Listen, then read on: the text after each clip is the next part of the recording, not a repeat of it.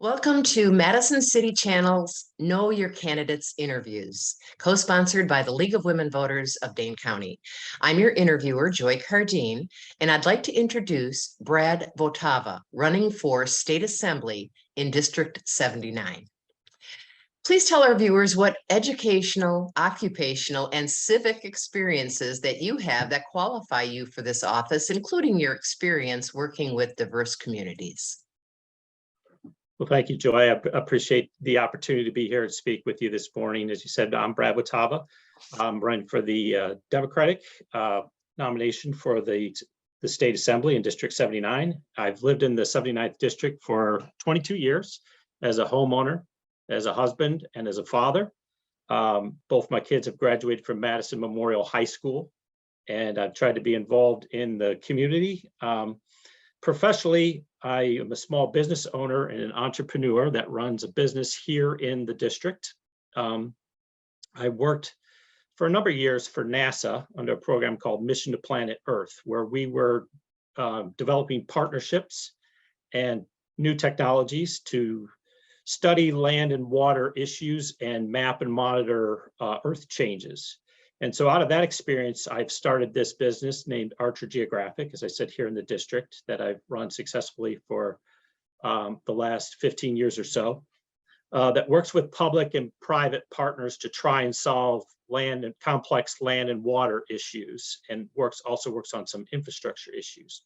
So that is some experience that I aim to take into the state legislature to develop new coalitions, bring that expertise, and try area that expertise that's needed in the legislature, in my view right now, to try and be better stewards of our land and water natural resources. So that's my main core advocacy. I have a master's degree in natural resources, and so I consider that my area of expertise. I'm also passionate about public education, working with access to increasing access to healthcare, and also improving our state's infrastructure. So those are my core issues that I'm looking to work on in the state legislature. More generally, I would say my vision for the state legislature is a citizen-centric vision, meaning I'd like to see a less professionalized legislature where there's people from all across the state in all different walks of life, people that are teachers, farmers, small business owners, that come together and try and solve our collective problems and bring their expertise to the state legislature and not view it as a career so much. So that's kind of my citizen-centric vision. What specific changes would you support to ensure voters are able to cast their ballots and have confidence in the outcomes of our elections? And what experiences have you had with election administration that informs your response? Well, I come at it from the angle that I believe that the proper goal of our state and every state is to have 100% of the voters actually casting their ballots. I believe that the more people that participate in the voting process, the stronger our democracy is. So I believe the proper goal is 100% participation. I think that the more people that participate in the voting process, I think we'd see significant changes in our political process that would benefit us. So I am against any sort of legislation that would restrict access to voting. In fact, I'm the opposite and would like to see it easier to vote. And I believe that our elections are already safe and secure. I would just like to see it easier for people to be able to cast their ballots. And that would include increasing early voting, streamlining and increasing voting by mail. I believe that ballot boxes were successful and should be allowed.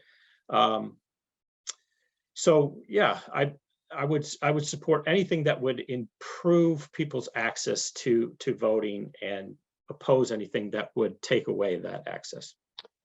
Do you think Wisconsinites have adequate access to affordable healthcare services, including reproductive health and abortion care? And what should be the legislature's role? Well, I would say the answer to that is we've got work to do. And I think the pandemic had clearly exposed some challenges there. There are many communities across the state that are unserved or underserved in terms of their access to healthcare.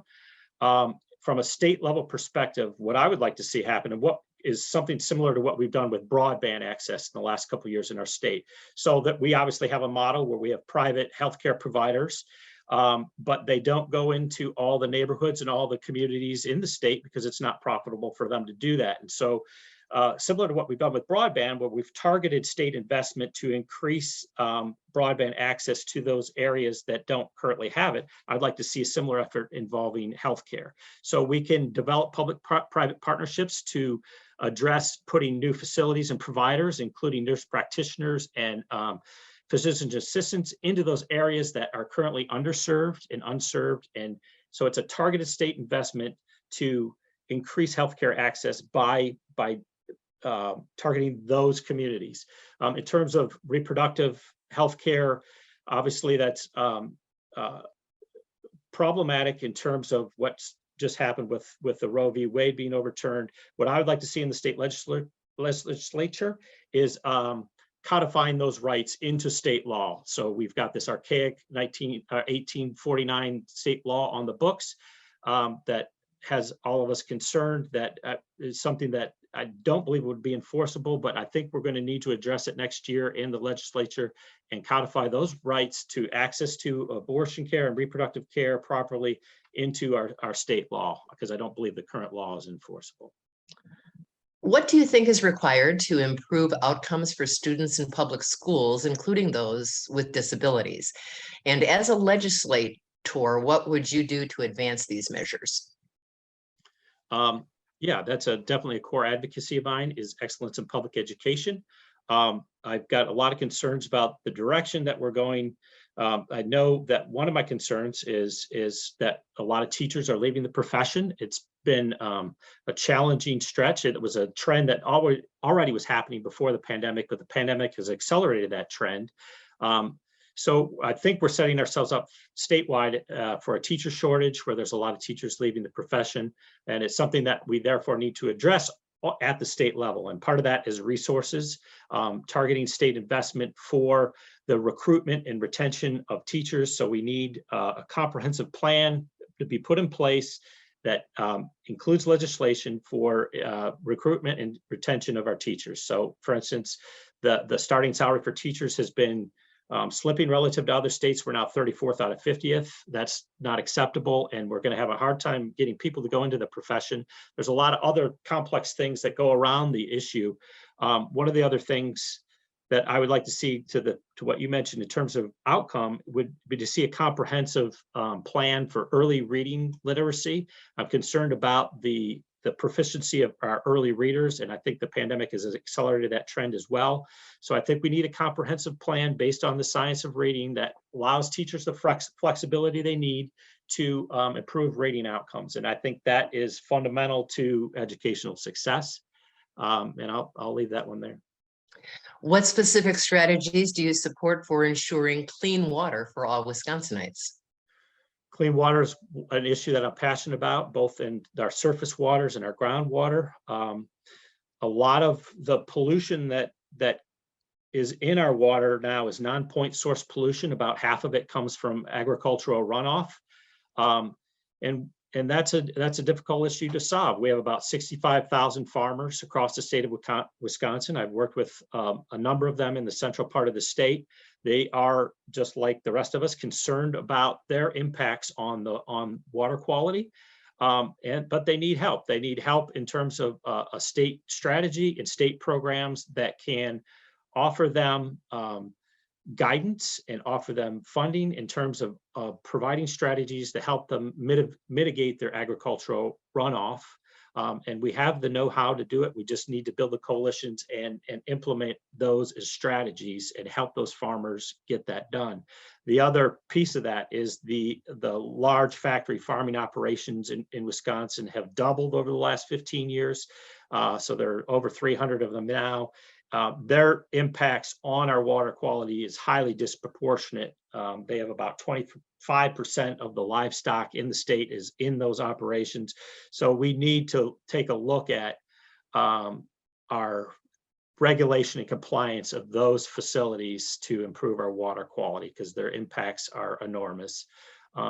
The PFAS is another big issue that's emerging right now. The science is becoming clearer that those are something that we need to address in terms of water quality in the state, and move towards the higher standards that the EPA is working on right now. What legislation would you support to see that guns no longer end up in the hands of those who would do harm with them? Good question. I think we need a multifaceted approach there to ending gun violence. I like a lot of the ideas that we've been discussing right now, increasing the age that the purchase for certain types of weapons from 18 to 21, having universal background checks and enforcing those is very important, so we don't put guns in the hands of people with proclivity to violence. I support the red flag laws for those that have guns that are showing signs of distress and mental illness, with, again, an inclination to maybe do harm to themselves or others, and restricting their rights to access their firearms, at least temporarily. So red flag laws, background checks, increasing the buying age, and also I support restriction of certain kinds of weapons. If they're military assault style weapons with high capacity magazines, I don't believe those are weapons that we need to have access to in our society. So I believe that legislatively we could address all of those things and find common ground to end the unacceptable level of gun violence, frankly, in our culture, in our state. What opportunities do you see to work across the aisle on issues important to your constituents? Another great question. I would say that education needs to be addressed in a bipartisan way. I've talked to a lot of people, Democrats, Independents, and Republicans, and we all want good schools for our kids. And it's just a matter of kind of coming together, understanding each other's perspective, and talking to one another. And I don't believe that in the current legislature, there's enough talking between both sides, the Democrats and the Republicans that are in office. From an outsider's perspective, don't appear to be discussing or talking to each other at all, or having a bipartisan approach. So I feel that that needs to be an emphasis in the coming term, to work together to find some common ground and some solutions. And I believe, as I mentioned, there's an opportunity to do that in terms of education. I also believe there's an opportunity to do that in terms of the natural resource, land, and water issues. What would you like to say to the viewing audience as we complete this interview, including any priorities that may not have been identified yet? Thank you. So I am an entrepreneur. I value new ideas. I value innovation. I value looking at problems from different perspectives and different ways of looking at things. I look at it as opportunities to solve problems that we have in our state. And I believe I can bring that mindset to the state legislature. I don't believe that people are happy with the legislature as a whole at this point in time. 37% of Wisconsinites approve of the legislature. And so I think we've got a lot of work to do. And I think we need to attract new voices, new people, and new leadership to advocate on these issues that matter most to all of us. And those include education. Those include natural resources, land and water resources, as I mentioned, increasing access to healthcare, and working to improve our state's infrastructure. So those are areas that I've had experience in, and through my business and my advocacies. And I would like to contribute in those ways to work for positive improvement and progress in those areas. I want to thank Brad Votava for speaking with us, and the viewing audience for taking the time to know your candidates. I want to remind everyone that Election Day for those candidates involved in a primary is Tuesday, August 9th, and that the fall election is on Tuesday, November 8th. On behalf of Madison's City Channel and the League of Women Voters of Dane County, thank you for joining us.